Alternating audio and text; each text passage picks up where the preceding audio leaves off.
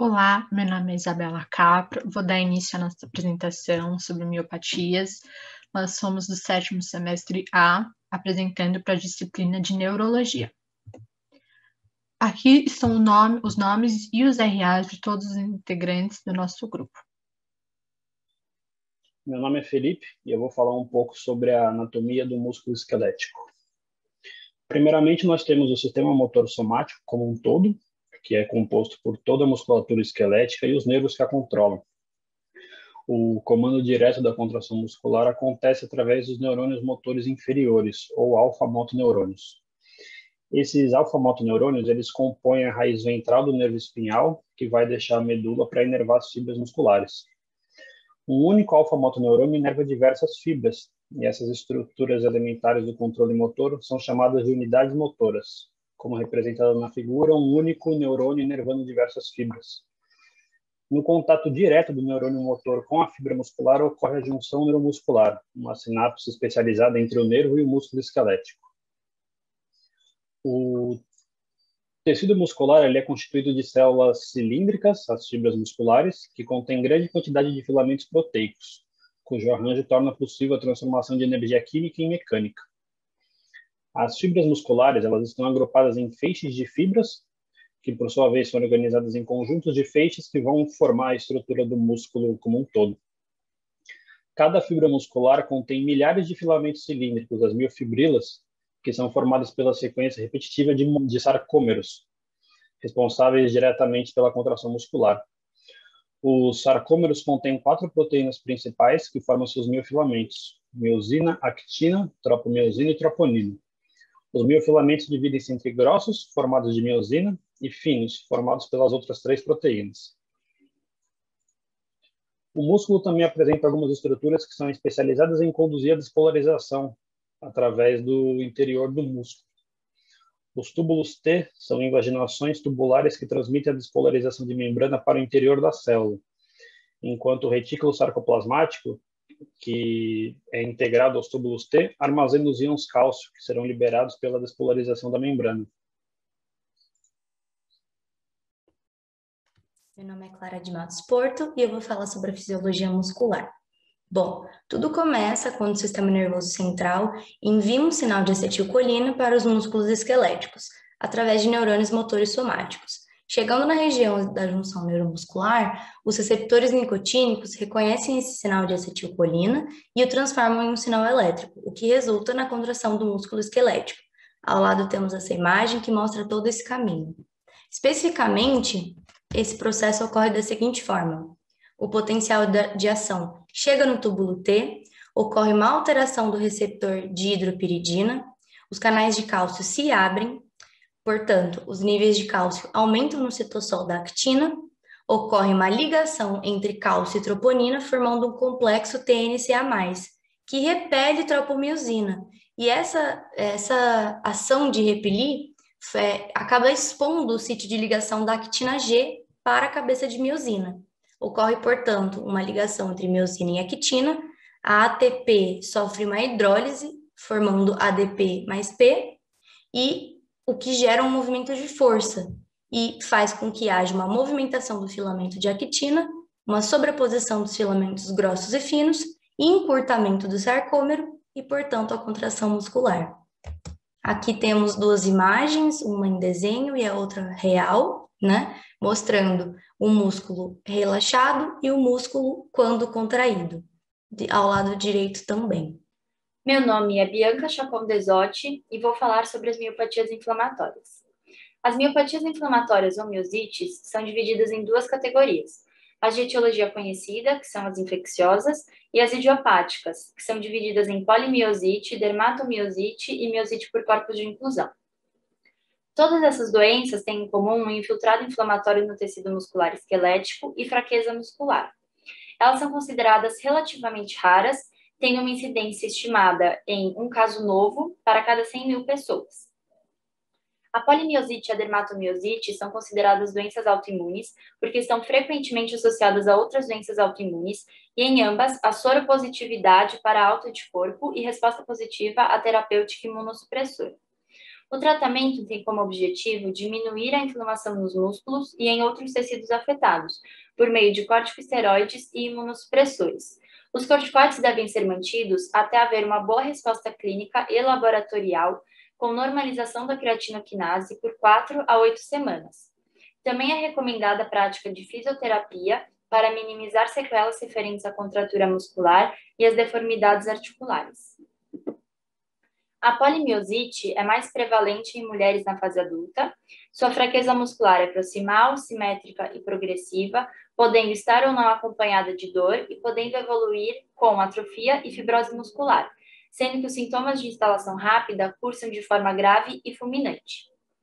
Esse tipo de miosite pode comprometer outros órgãos além dos músculos e desencadear hipertensão pulmonar, fibrose pulmonar intersticial, cardiomiopatia dilatada, miocardiosclerose, artrite de pequenas e grandes articulações e fenômeno de Raynaud, sendo que as alterações cardíacas ocorrem em 40% dos casos e o comprometimento pulmonar ocorre em 50% dos casos. Seu diagnóstico inclui a dosagem de creatinoquinase, que pode estar aumentada em até 50 vezes na fase ativa da doença, a eletromiografia com padrão miopático, a ressonância nuclear magnética e a biópsia muscular, que mostra infiltrado inflamatório do endomísio e revela que na polimiosite não ocorre atrofia perifascicular, diferentemente da dermatomiosite. Nessa imagem, podemos observar a presença de infiltrado inflamatório mononuclear, perivascular, perimisial e endomisial. Seu tratamento é realizado com corticosteroide e imunossupressor, como foi dito anteriormente. A dermatomiosite é mais prevalente em mulheres e os picos de incidência ocorrem entre os 5 e 14 anos e na fase adulta. A fraqueza muscular é simétrica, afeta mais os músculos proximais e 1/3 dos pacientes refere dor muscular. Também há comprometimento cutâneo, sob a forma de rache generalizado, heliotropo, que são as lesões arroxeadas da pálpebra superior, eritema em V do decote, sinal de Gottron, que são lesões eritematosas sobre a face extensora das articulações, rache no dorso e ombros e calcificações cutâneas. No diagnóstico, a creatinoquinase está elevada, mas pode estar normal no início da evolução. A eletromiografia mostra quadro de padrão miopático e a biópsia muscular revela atrofia perifascicular, caracterizada pela distribuição de fibras musculares de pequeno calibre na periferia dos fascículos. Nessas imagens, é possível entender melhor como é o sinal de Gottron e o heliotropo em pacientes com dermatomiosite. O tratamento, nesse caso, não se dá apenas com corticosteroides e imunossupressores, mas também com hidroxicloroquina e protetor solar, devido às complicações cutâneas. A miosite por corpos de inclusão é mais frequente no sexo masculino após os 50 anos de idade.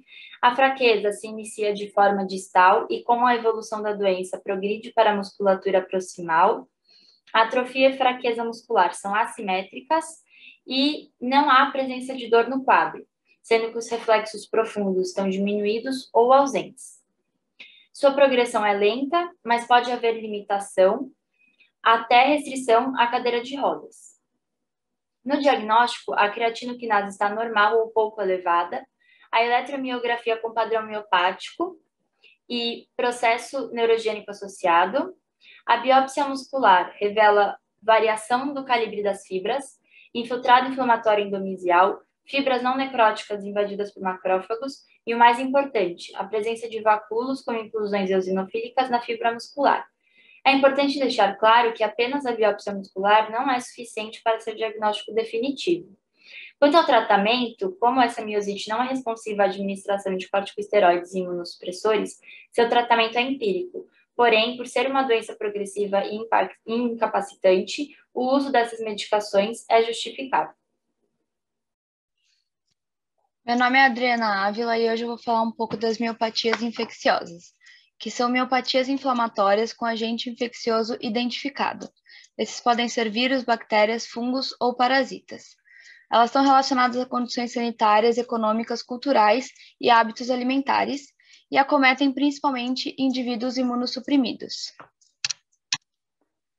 A miosite viral por vírus influenza A e B é aguda, benigna e autolimitada. As citocinas produzidas pela infecção viral no trato respiratório atingem o músculo e causam mialgia, tensão muscular, inchaço e fraqueza. O prognóstico é bom e o tratamento é feito com analgésicos e antipiréticos e descanso. Existe também a miosite pelo enterovírus Coxsackie-B, que é autolimitada e relacionada a condições sanitárias. Causa dores musculares inespecíficas e pode acompanhar, por exemplo, meningite e pleurodinia. As possíveis complicações dessa infecção são rabdomiólise, mioglobinúria e falha renal aguda. O HIV causa uma miosite subaguda de progressão lenta. A invasão muscular mediada por citocinas e interferon causa fadiga extrema, perda de massa e de força muscular e atrofia das fibras musculares do tipo 2. As possíveis complicações são infecções oportunistas, miosite proliferativa e polimiosite multinodular. A miopatia por HTLV1 é acompanhada de polimiosite. Nesse caso, há uma resposta inflamatória intersticial e necrose das fibras musculares, causando fraqueza muscular e altos níveis de CK. Quando associada à doença neurológica por HTLV1, causa falha respiratória.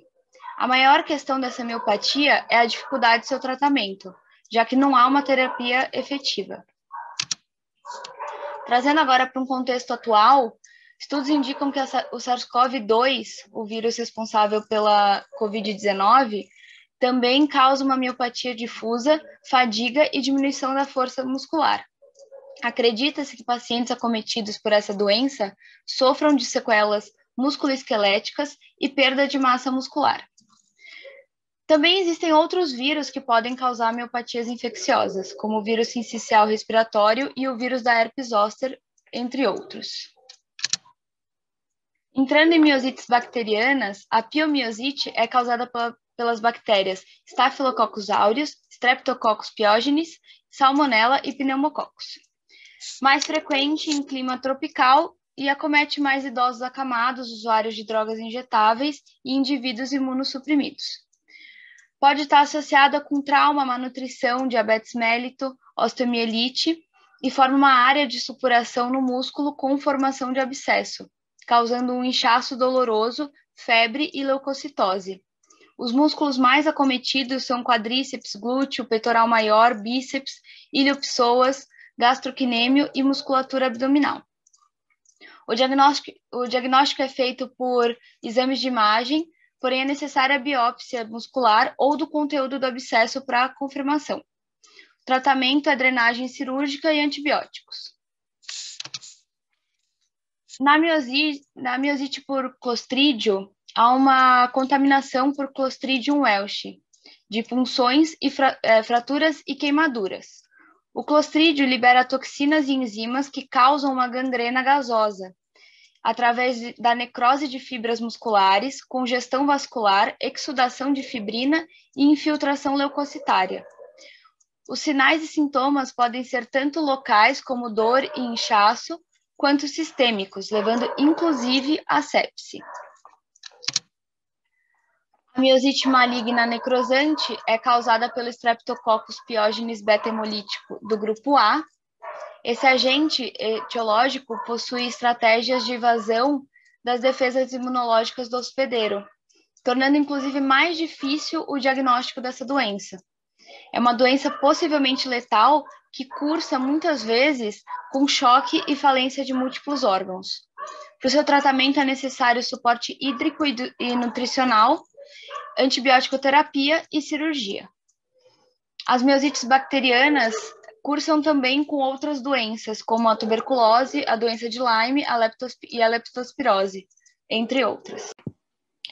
Oi, meu nome é Isabela de Monte e eu vou falar um pouquinho sobre as miopatias infecciosas também, mas agora sobre a miosite fúngica parasitária. A miosite fúngica ela pode ser causada por esporotricose e histoplasmose, por exemplo. É um tipo de miosite pouco comum, porém houve um aumento dos casos devido ao aumento de indivíduos imunocomprometidos. A imunodepressão desses indivíduos está altamente associada ao envolvimento difuso dos músculos. Dois exemplos de miosite fúngica são a miopatia por mucormicose rinocerebral, que atinge músculos oculares, e a miopatia por candíase, que pode causar fraqueza e sensibilidade muscular generalizada. O tratamento das miosites fúngicas pode ser feito com antifúngico e cirurgia. Agora, em relação às miosites parasitárias, elas são divididas em causadas por protozoários, cistoides e nematóides. Entre as causadas por protozoários está a miopatia por toxoplasmose, que em indivíduos imunocomprometidos é capaz de causar miosite e necrose nas fibras musculares. E nos indivíduos imunocompetentes, 80% dos casos são assintomáticos. O diagnóstico pode ser feito com PCR e o tratamento pode ser feito com a administração combinada de sulfonamida e pirimetamina. Outro exemplo de miosite parasitária causada por protozoário é a doença de Chagas. Os sintomas da fase aguda são o edema de pálpebra e face e toxemia, por exemplo.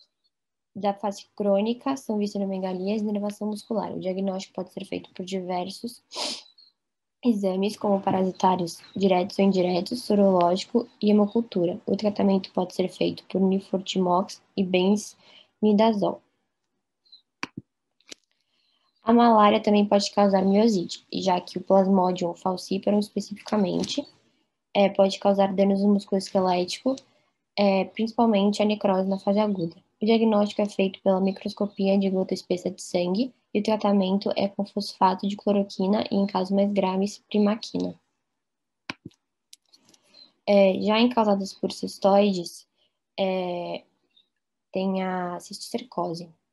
Os cistos das larvas Athenia solium se alojam com maior frequência no miocárdio, olhos e cérebro e podem ser encontrados por meio da biópsia muscular, por exemplo, principalmente em casos crônicos, quando o cisto já está bem estabelecido nos músculos.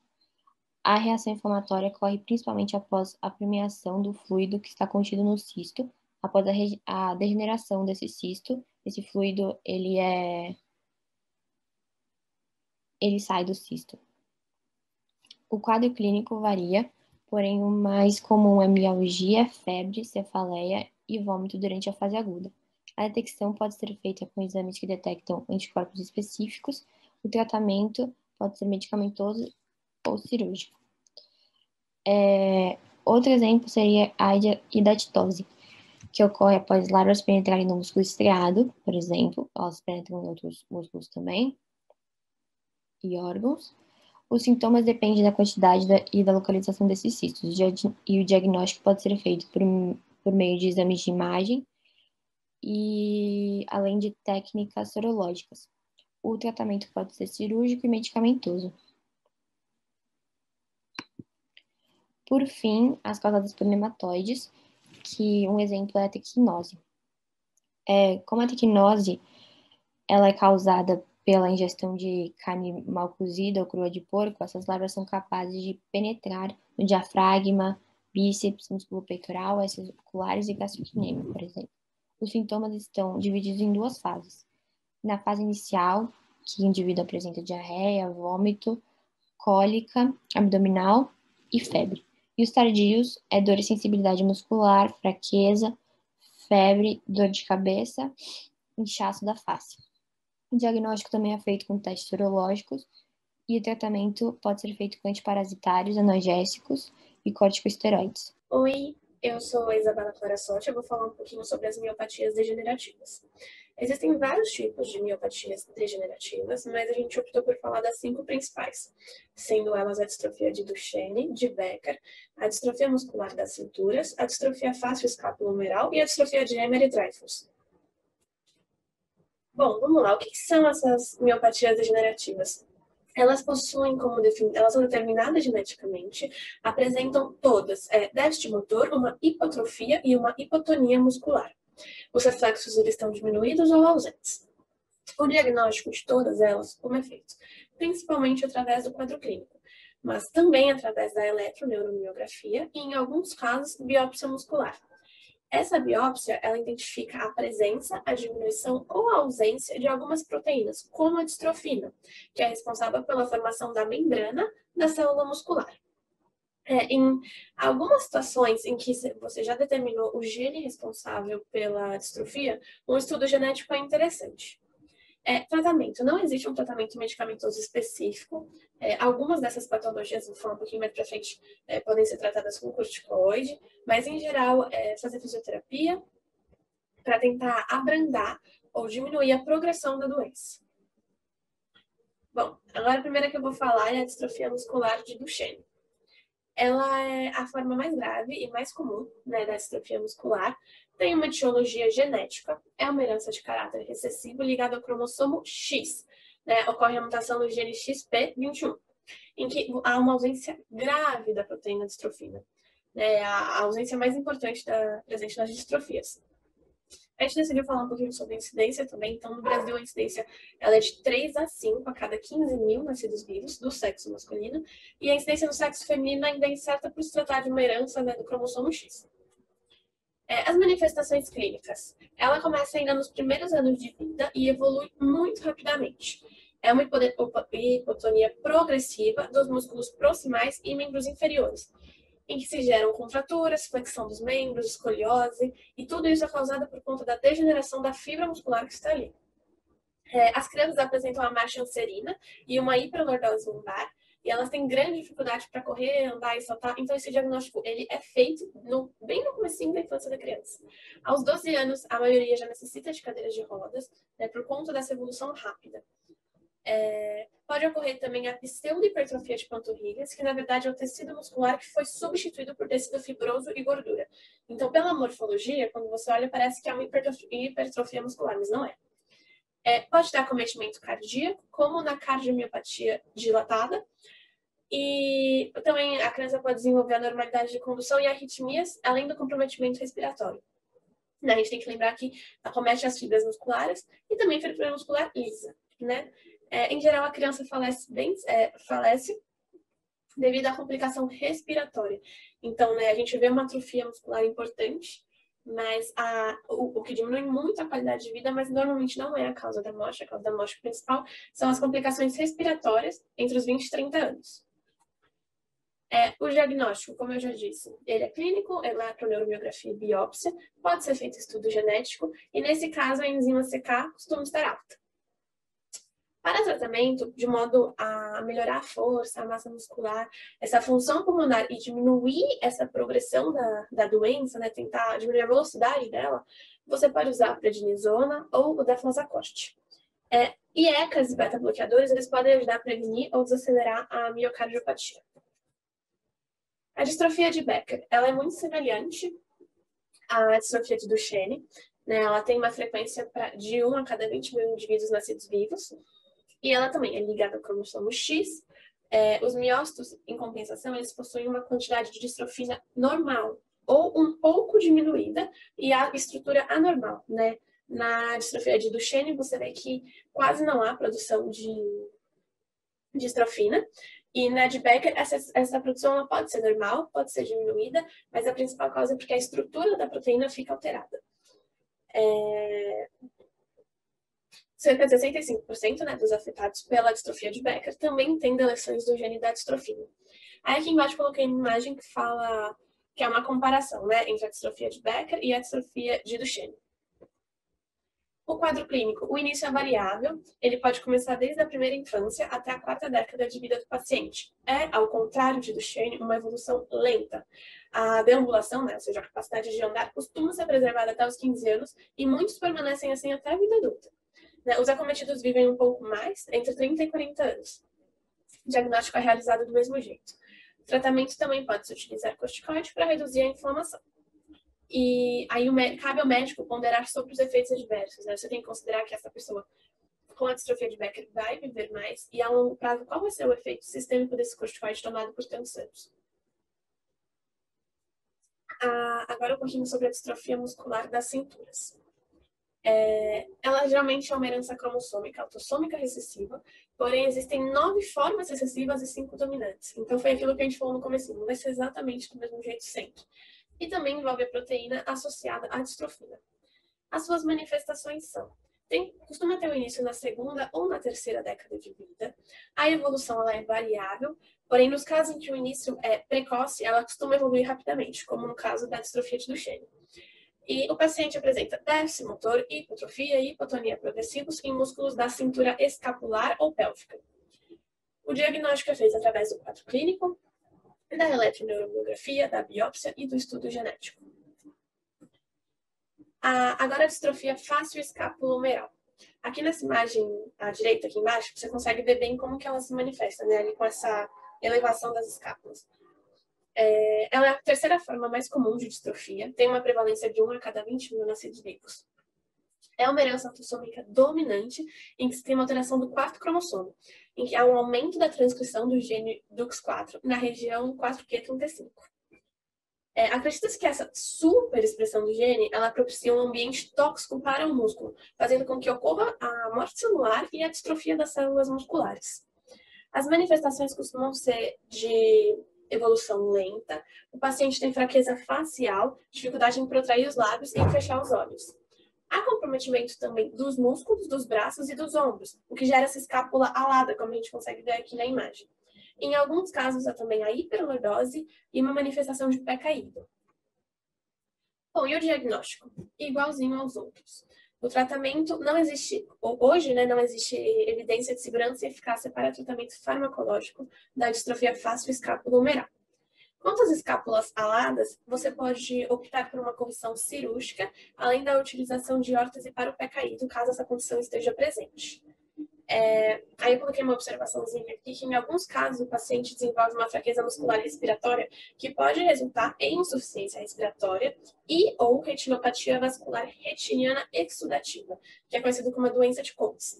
Essa condição ela não compromete a expectativa de vida, porém ela diminui bastante a qualidade de vida. A nossa última doença é a distrofia de Emery-Dreifuss, em que a etiologia é uma herança autossômica excessiva ligada a mutações no gene de hemerina ou o gene MD, no XQ28, sendo associada a lesões do sistema nervoso central. Como são as manifestações? Os sintomas eles costumam aparecer cedo, antes dos 5 anos de idade, e os pais percebem pela dificuldade de caminhar da criança. Tanto a evolução como a gravidade dessa distrofia, elas variam. Em geral, como nas outras, tem uma hipotonia generalizada e um déficit motor. No exame, você vê as contraturas articulares que são simétricas e fraqueza sem essa pseudo-hipertrofia, que foi aquilo que a gente falou das panturrilhas.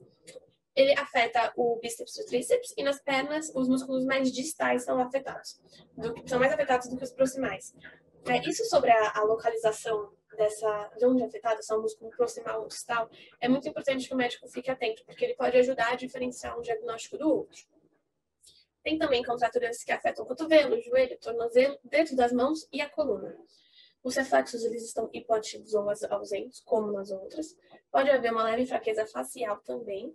E, além disso, você nota uma coluna bem rígida e uma flexão bem limitada do pescoço. Isso pode ser avaliado no exame físico. Os reflexos estão hipoativos ou ausentes. No tratamento, se o tratamento é sintomático, fisioterápico, em situações da contratura tendinosa, pode-se considerar a liberação cirúrgica desse tendão. Eu sou a Tayane, eu vou falar sobre as miopatias metabólicas. Para entendê-las, a gente tem que lembrar do ciclo de Krebs e que ele é responsável pela maior produção de ATP no corpo. Elas são separadas em 3 tipos de distúrbios: os distúrbios dos carboidratos, dos lipídios e as doenças mitocondriais.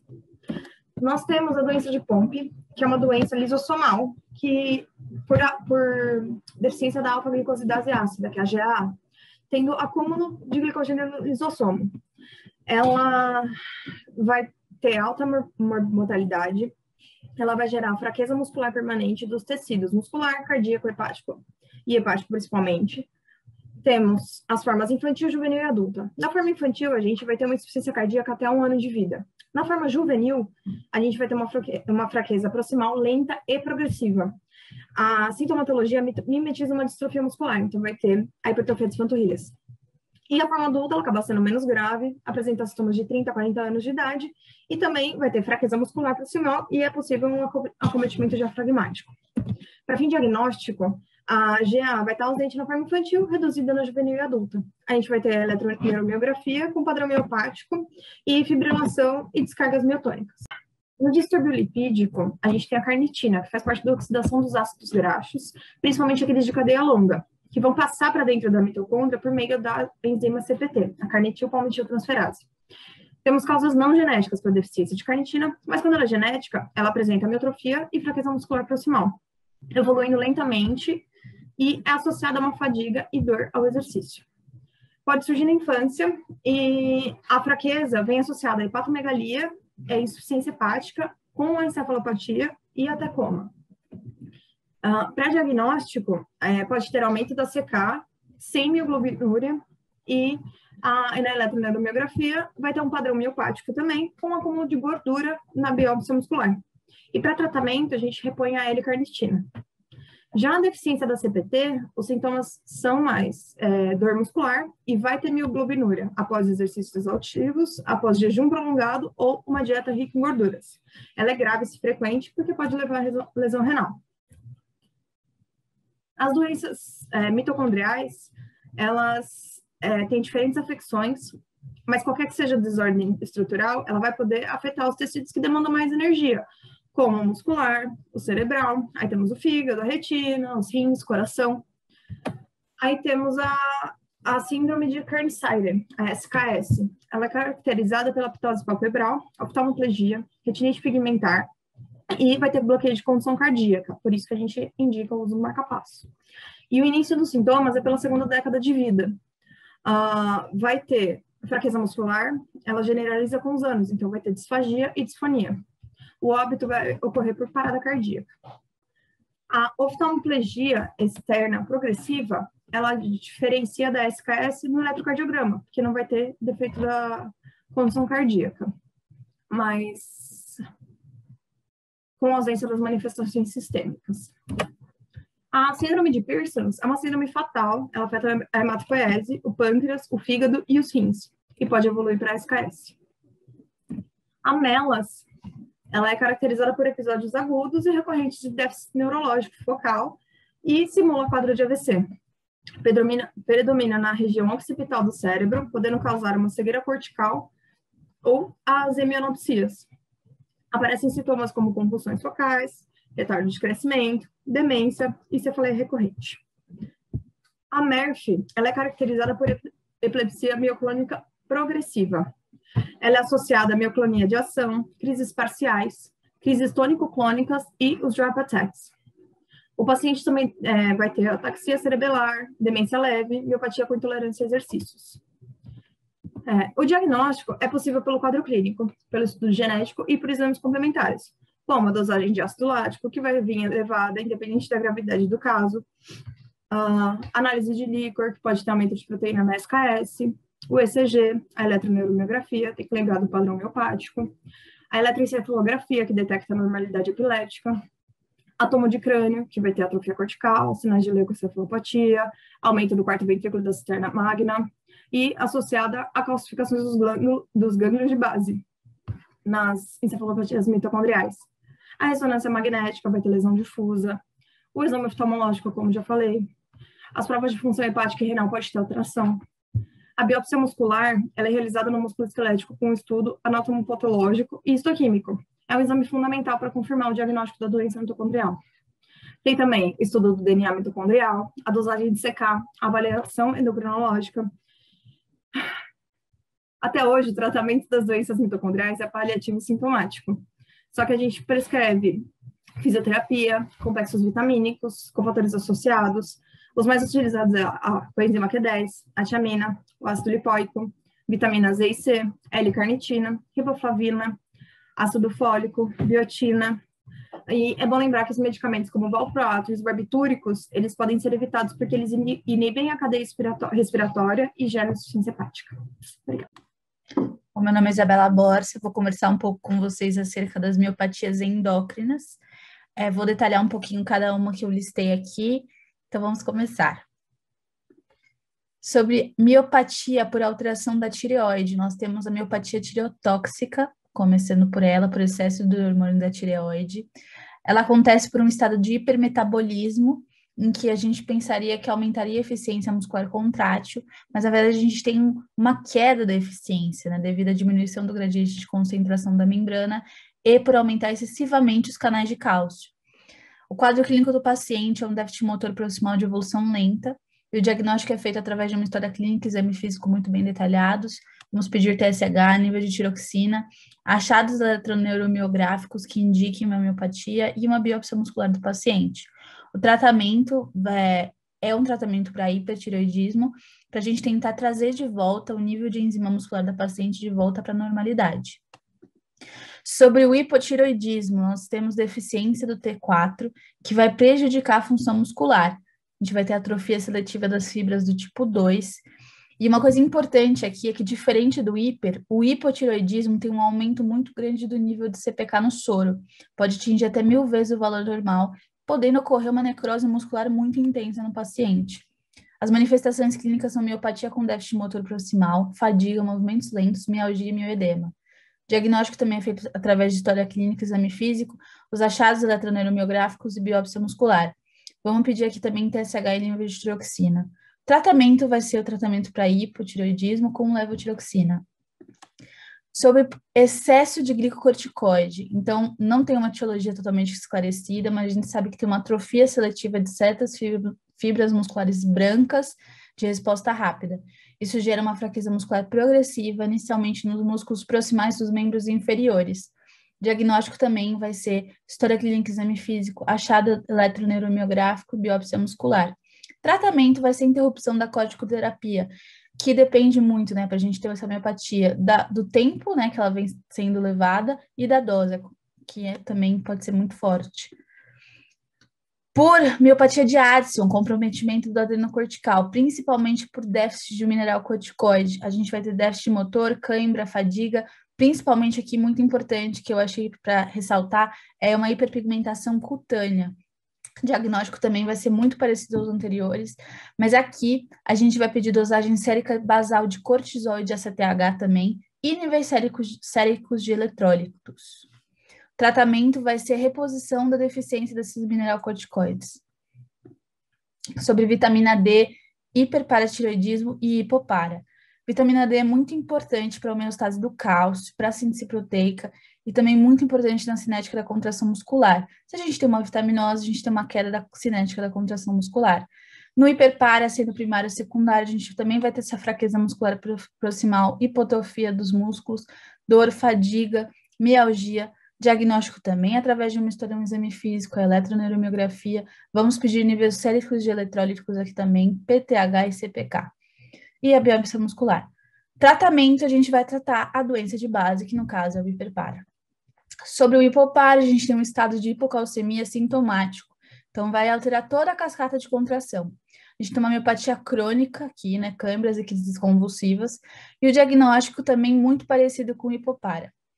Tratamento, a gente vai fazer uma reposição com cálcio endovenoso no paciente. Sobre alterações da hipófise, doenças da hipófise, a gente tem aqui a acromegalia, que tem uma fraqueza muscular comum e pode ser resultado do excesso de GH ou de distúrbio metabólico, ou os dois juntos. Manifestação clínica, déficit motor proximal de evolução lenta e leve hipertrofia, às vezes acompanhado de neuropatia hipertrófica distal. Diagnóstico também, vamos pedir dosagem muscular de CPK, achado eletroneuromiográfico, biópsia e história clínica, exame físico bem feito. E para tratamento, controlar a secreção de GH ou dos distúrbios metabólicos. Doença de Simmons, por pan-hipopituitarismo. A gente tem uma deficiência dos hormônios hipofisários decorrentes da necrose pituitária. Vamos ter um déficit motor com fadiga desproporcional.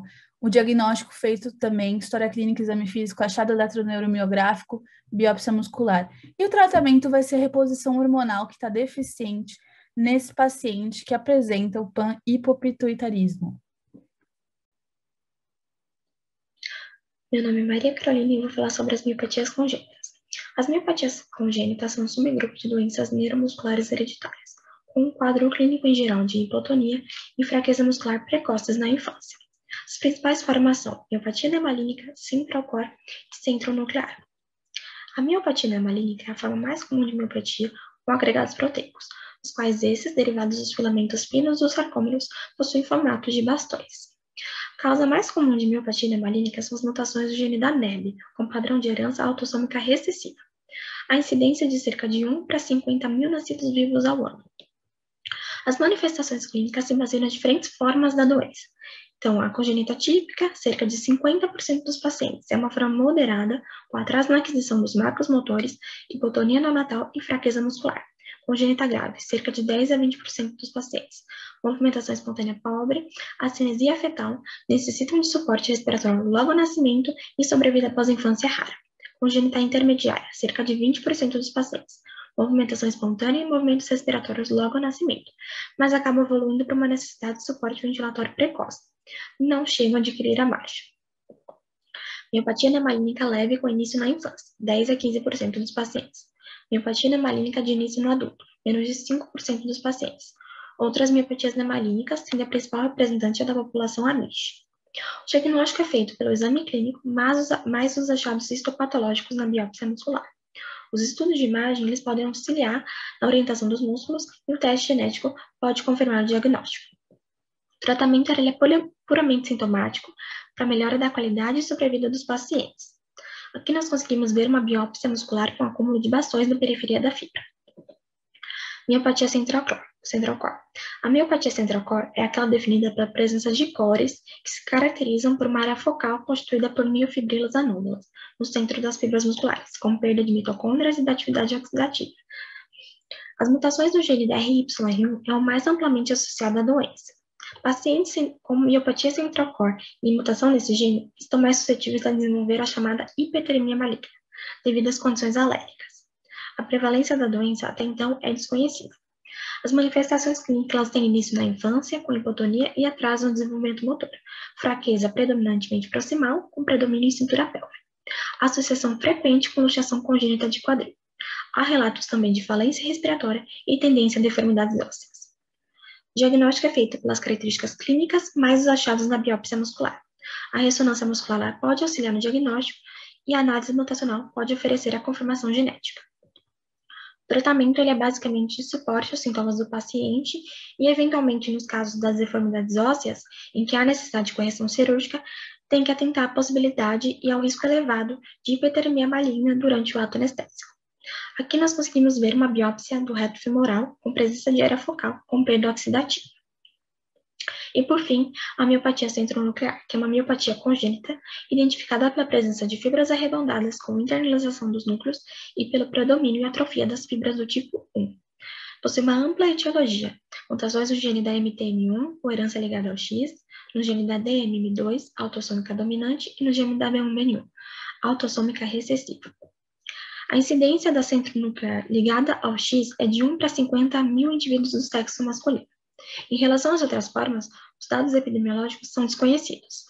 As manifestações clínicas se baseiam nas diferentes formas da doença. Então, na forma ligada a X, elas têm início no período fetal, com movimentação fetal reduzida e polidrâmia. No período neonatal, cursam com hipotonia grave, fraqueza generalizada e mortalidade alta nos primeiros meses.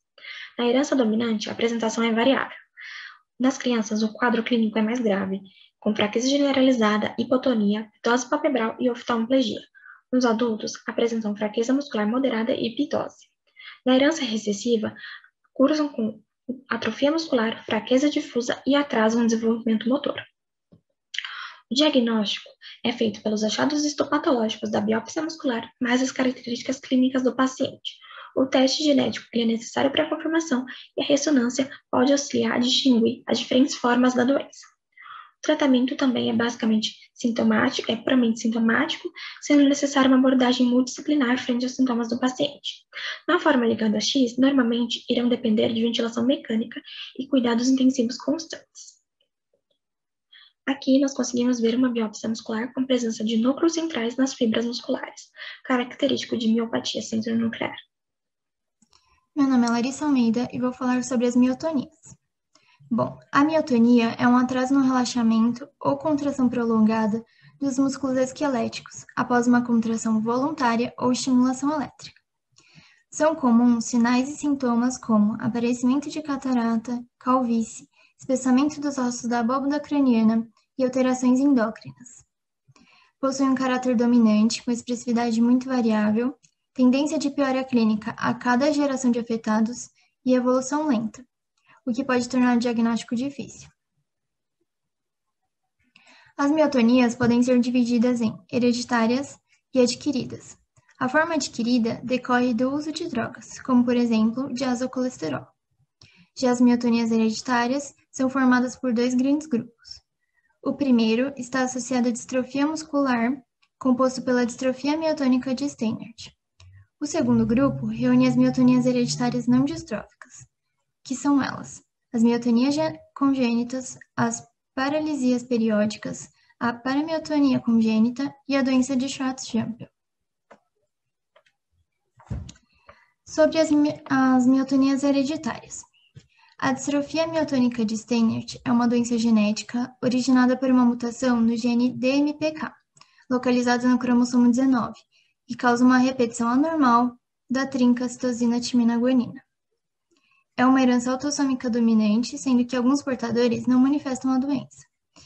E é a doença mais comum dentre as distrofias musculares encontradas em adultos, aparecendo normalmente entre os 20 e 30 anos. Ela é caracterizada por fraqueza e atrofia muscular, dificuldade de relaxar a musculatura após uma contração, dificuldade de falar e engolir, catarata e calvície frontal. O diagnóstico é feito através de exames moleculares e o tratamento é sintomático. Esse foi um estudo de caso feito com uma família. São imagens de 3 irmãos com as características descritas da miotonia de Steinert.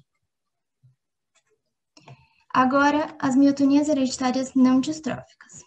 Começando pela doença de Schwartz-Jampel, ela é uma desordem autossômica recessiva, resultado de mutações do gene HSPG2, possui 3 tipos definidos de acordo com a idade da manifestação dos sintomas. O tipo 1A é reconhecido na infância e apresenta displasia óssea moderada. O tipo 1B é detectado ao nascimento com displasia óssea mais pronunciada. E o tipo 2 é a forma neonatal grave, com altos índices de mortalidade na infância e tem maior tendência à hipertermia maligna. As manifestações clínicas são distrofia miotônica contínua, baixa estatura, aparência facial típica e múltiplas anormalidades esqueléticas. O diagnóstico é baseado nos aspectos clínicos dismórficos, tanto faciais como esqueléticos, e no encontro de anormalidades na eletromiografia, caracterizada por atividade elétrica contínua na fibra muscular. As terapêuticas utilizadas têm como objetivo aliviar os sintomas e prevenir complicações.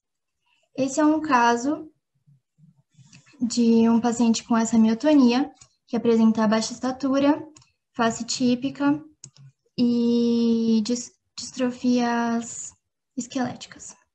Ainda nas miotonias hereditárias não distróficas, a paramiotonia congênita é uma doença rara, hereditária, de transmissão autossômica dominante. Ocorre com uma frequência de 1 em 100 mil pessoas. A incidência não tem preferência por sexo. As manifestações clínicas são uma associação de flacidez muscular e períodos de aumento de tonicidade. Atinge em especial os músculos das mãos e membros superiores, e é agravado ou desencadeado pelo frio ou pelas contrações musculares repetidas.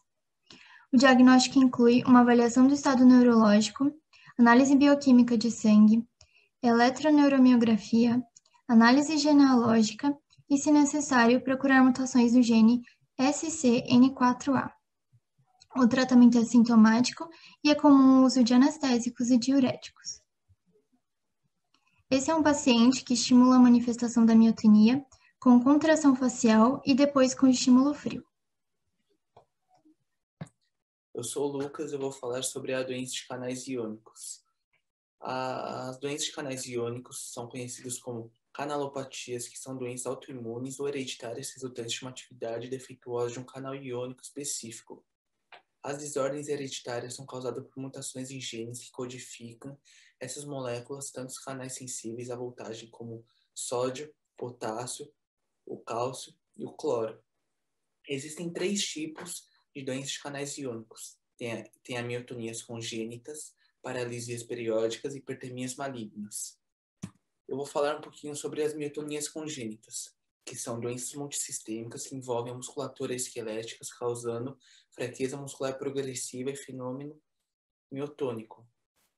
Existem 2 tipos mais comuns que fazem parte das miotonias congênitas, que são a doença de Thomsen e a doença de Becker. Eu vou falar um pouco da doença de Thomsen agora.